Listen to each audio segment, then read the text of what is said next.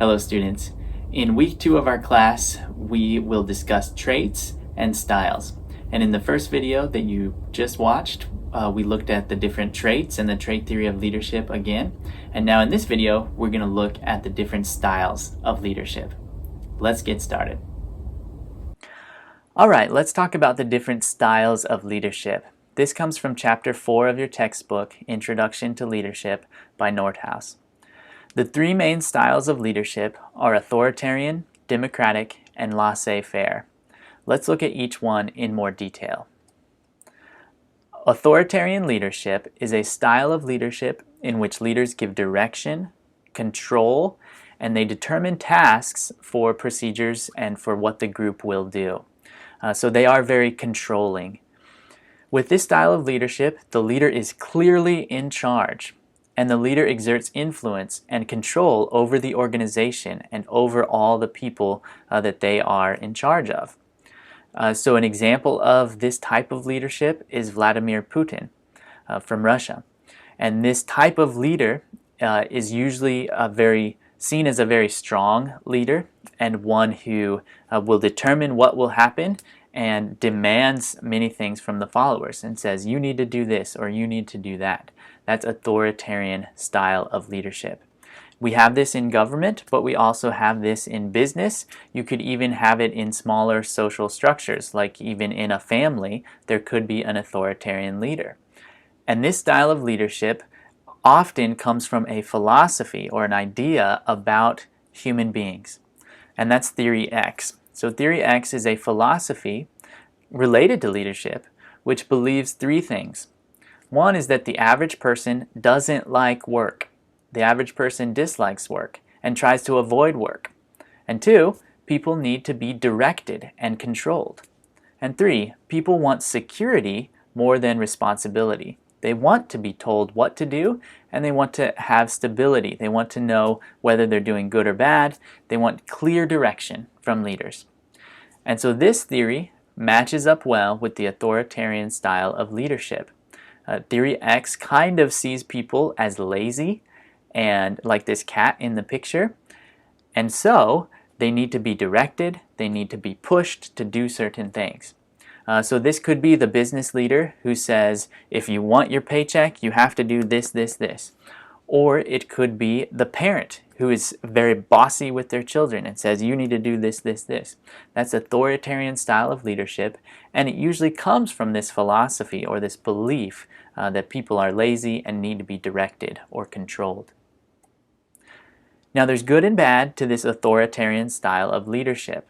And I like to think about different situations where authoritarian leadership is helpful, and then other situations where authoritarian leadership might not be helpful, might be destructive. So on the left you see a picture of an ambulance, and if there's an emergency, if there's a fire, if someone's hurt, if there's some major problem that requires quick decisions, authoritarian leadership is very helpful. You don't want to go to a hospital and you're injured and then people talk and they say, what do you think we should do? I don't know, let's take a vote. And that's not going to work. So in situations of high impact, where there's an emergency, where decisions need to be made quickly, authoritarian leadership can be very helpful. Another example is in the military.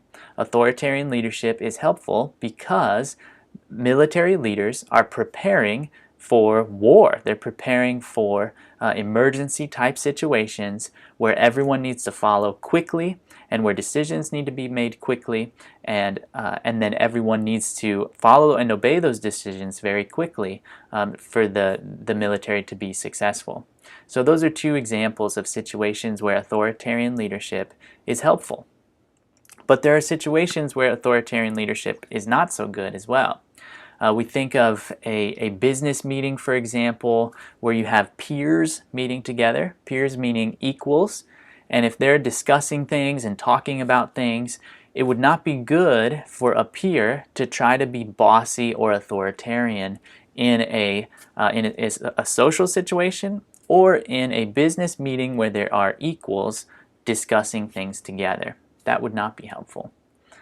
Another thing that you might disagree with me on, but in a parenting situation, in most cases, I think authoritarian could be harmful. When everyone's behaving, when children are listening or engaging, it's not helpful to be authoritarian. Now, there may be some cases when parents need to be authoritarian, and I want to discuss that in class. But in many cases, authoritarian parents can be negative or harmful to the children if they're authoritarian all the time. And we'll discuss that again in class. Democratic leadership style.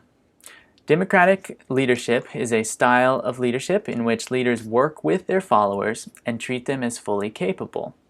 Leaders with this style give suggestions and guidance to followers to help followers reach their goal. They provide information, guidance, and suggestions, and communication and getting feedback from the group is important and it's welcome to this style of leadership. When we think about the business style where peers are equals, democratic leadership works very well. You discuss things together, you treat each other as equals, and then you might take a vote. That's where this term democratic comes from.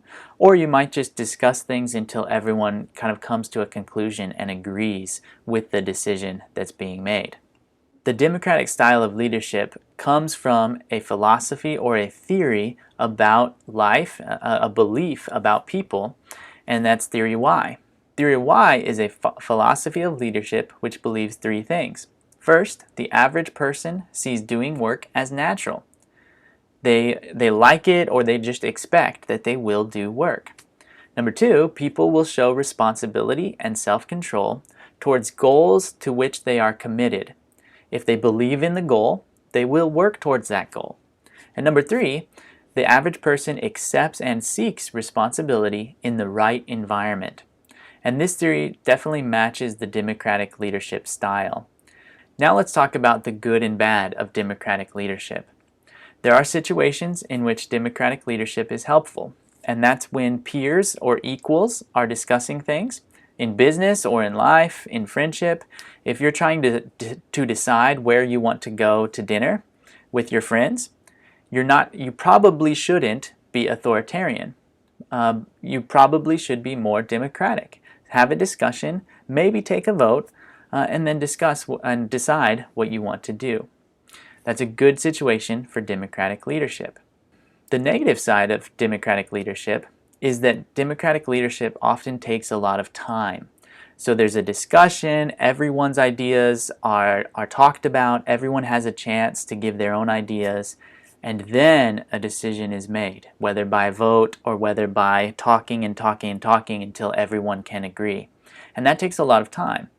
So in an emergency situation, in a military situation, in any situation where quick decisions need to be made, democratic leadership can be a problem because it takes quite a bit of time. So that's an issue. Another situation, and we'll discuss this in class, where democratic leadership could be good or bad is parenting. And I mentioned it in authoritarian, but I'll mention it here too, that democratic parents, if they're democratic all the time, that could be a negative thing. So think about a parent who always asks their child, "What do you want to do?" Or when the child maybe does something bad, they just talk about it. Could that be bad? We'll discuss it in class. Now let's talk about laissez-faire leadership or non-leadership. Laissez-faire leadership is a style in which leaders do not control and do not even try to control and do not guide their followers. Instead, they kind of stand back, they exert minimal influence, and it's a hands-off approach. In this hands-off approach, followers are free to do what they want, and they're given very little direction from their leader. So you see this picture where the leader, maybe this is a business boss or a CEO, and he's supposedly the leader, but he's just sitting there relaxed. Everyone's maybe asking him questions, but he's passive. He doesn't give direction. And this can be a problem in many cases.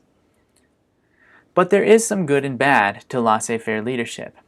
Situations in which laissez-faire leadership could be helpful are very creative companies, creative businesses, or situations where the followers, like if you're a boss and then the followers are very competent and they're good at their job, the leader doesn't have to exert much influence. The followers can just kind of do their own thing because they're very good at their job. They don't need a lot of direction from their boss in like a business situation.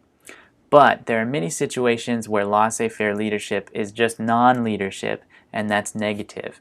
I would say most situations are not helpful when the leader is not exerting any leadership. So in an emergency situation, in a military situation, being laissez-faire is a problem. And then in a business situation, among peers, or with a boss and a worker, laissez-faire leadership is usually not helpful. And then parenting, if you're a laissez-faire parent and a parent is leading their child, is supposed to be leading their child, but is very hands-off, that could be problematic. And we'll talk about that in class as well. Some children say, I want more freedom, and so my parent should be more laissez-faire. We'll discuss that in class. There are a few things to think about from chapter 4 of your book. First of all, most of us have underlying philosophies about how people think and behave. There's two main philosophies that are discussed in this chapter. Theory X shows us that all people are flawed, we're bad, or we are lazy at times, and we often don't make a choice to work or to work hard. Theory Y, however, sees the good in people, and that people can work hard if they're motivated, and they can be motivated by things other than force or power. They can be motivated to do work on their own. And there's kind of some truth to both. And we'll discuss. Some of us kind of land more towards theory X, and we kind of believe that. And some of us are more towards theory Y, and we believe that. And each style of leadership, authoritarian, democratic, and laissez-faire, each style has its benefits and problems. So I will argue that the best leaders use a combination of all three styles effectively. So they choose, depending on the situation, they choose if they're going to be more authoritarian and kind of exert their power and influence in a very, not coercive, but very commanding way. Or they might choose democratic style in a more, let's listen to everybody. Or they might even pull back and be laissez-faire and let the followers kind of take their own motivation, take their own control. Unsuccessful leaders, however, use the styles haphazardly. They might just revert to whatever style they're most comfortable with instead of utilizing all the styles effectively. Now this week, you will take a survey to find your top leadership style. This might be the style that you have the most experience with, or it might be the style that you believe is the best. So answer the questions as honestly as possible. Think about which leadership style is most similar to your own life experiences as far as you as the leader. And if you have leadership experience, like if you were a leader in school, if you had some role that the teacher gave you, or if you were like a classroom manager or something within your school, or if you're a volunteer in your community, if you had some kind of service opportunity where you were a leader among your community, or if you had work experience, think about the style of leadership that represented you the most. After you complete your survey, we will make a chart that shows your top leadership style, and we'll use this survey in your portfolio that you will develop for class.